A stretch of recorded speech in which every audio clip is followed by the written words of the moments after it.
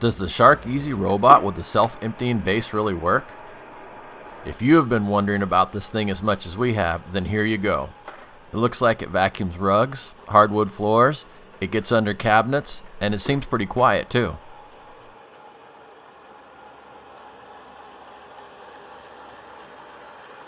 The cool thing about this vac is it has an automatic dustbin emptying system.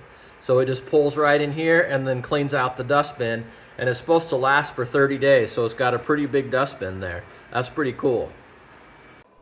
Oh yeah, this is pretty cool. It will actually go back to the base, recharge, and empty its own dustbin.